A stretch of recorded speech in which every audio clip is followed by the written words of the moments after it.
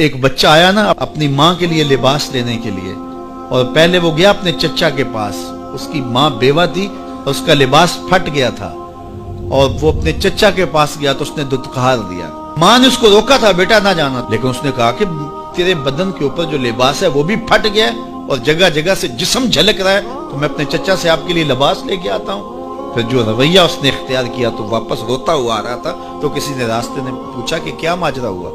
اس نے کہا چچا کے پاس گیا تھا ماں کے لیے لباس لینے، اس نے رلا کے بھیج دیا۔ اللہ اکبر۔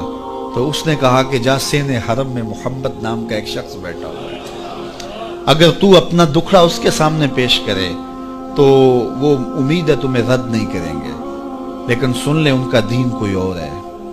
اللہ اکبر۔ اپنے ماں کے پاس آیا تو ماں کو کہا کہ چچا نے رلا کے بھیج دیا، لیکن آپ کی حالت مجھ سے دیکھی نہیں جا رہی۔ بچہ ابھی شعور کی منزلوں میں قدم رکھ رہا تھا، پہلے بہت چھوٹا تھا، اب اس کے اندر ایک جذبات تھے بچے کے اندر۔ تو ماں نے کہا کہ بیٹا نہیں، ان کے پاس نہیں جانا، سنا ہے کہ جو ان سے ملے دین دھرم چھین لیتے ہیں اس کا۔ اللہ اکبر۔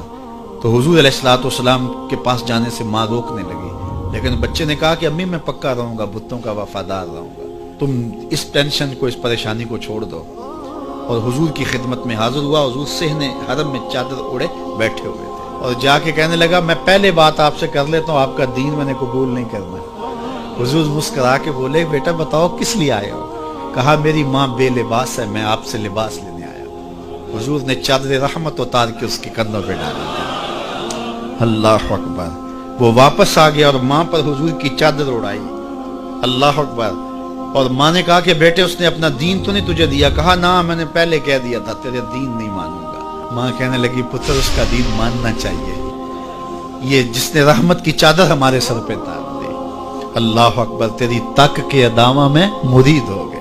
اس بوڑھی عورت کا قصہ بھی آپ نہیں بھول سکتے، جو گھر کا سامان باندھ کے اپنے دروازے پہ بیٹھی ہوئی تھی، اور اس نے سنا تھا مکے میں ایک جادوگر آیا ہے جسے ملتا ہے اس کا دین چھین لیتا ہے، کہیں ایسا نہ ہو کہ کہیں اس سے ملاقات ہو جائے اور وہ دین ہی میرا چھین لے، مجھے شہر چھوڑ دینا چاہیے۔ گھر کے تھڑے کے اوپر سامان باندھ کے بیٹھی ہے۔ حضور بھی گزرے، اس نے دیکھا تو کہا بھتیجے یہ سامان میرے سر پہ رکھ دے۔ حضور نے سامان اٹھایا، دیکھا تو بوجھل تھا، وزنی تھا، اور بڑھیا کو دیکھا تو کمزور تھی، تو کہا کہ بڑھیا اگر چاہو تو جہاں چاہتی ہو میں خود نہ چھوڑا۔ اس نے کہا اس سے بڑی مہربانی کیا ہوگی؟ حضور نے سامان اٹھایا ہوا ہے اور بڑھیا سے باتیں بھی کرتے جا رہے ہیں۔ تو بڑھیا کو کہا کیوں جا رہی ہے؟ اس نے کہا کہ سنا ہے یہاں ایک جادوگر ہے جو لوگوں کا دھرم لوٹ لیتا ہے، لوگوں کا دین لوٹ لیتا ہے۔ میں نے ساری زندگی بتوں سے وفا کی، میرے آباء و اجداد نے بتوں سے وفا کی ہے، میں چاہتی ہوں دین اجداد ہاتھ سے چھوٹ نہ جائے، آخر اس شہر میں رہتی ہوں کہیں مل نہ جائے۔ خیر حضور نے کچھ نہیں کہا، اس کا سامان نہیں پھینک دیا کہ ٹھیک ہے تم پھر جاؤ۔ سامان اس کا اٹھایا اور جہاں تک اس نے جانا تھا سامان پہنچایا، سامان سپرد کر کے واپس پلٹنے لگے۔ تو اس نے کہا بچے اپنا نام تو بتا دے، لوگ کہیں گے کہ مکہ چھوڑ آئی ہو تو بتاؤں گی ایک جادوگر کے دکھ سے چھوڑ آئی ہوں، تو وہ کتنا برا بھلا کہیں گے شہر مکہ کو کہ جس مکہ سے لوگ نقل مکانی کرنے پہ مجبور ہو گئے، تو میں انہیں یہ بھی بتاؤں گی کہ جس مکے میں جادوگر رہتا ہے اتنا اچھا نوجوان بھی رہتا ہے، تو تیرا نام لیا کروں گی، تیرے قصیدے پڑھا کروں گی۔ تو حضور علیہ السلام مسکرا پڑے، کہا بڑھیا جس جادوگر سے بھاگ کے آئی ہے وہ تیرے سامنے کھڑا ہے۔ اس نے کہا سچ سے آپ ہی محمد ہیں؟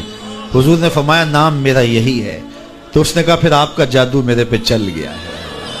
اللہ اکبر۔ تیری تک کے ادامہ میں مرید ہو گئے، لوگوں کی خدمت کریں، بوڑھوں کے کام آئیں، دکھیوں کے کام آئیں، مصیبت زدہ کے کام آئیں۔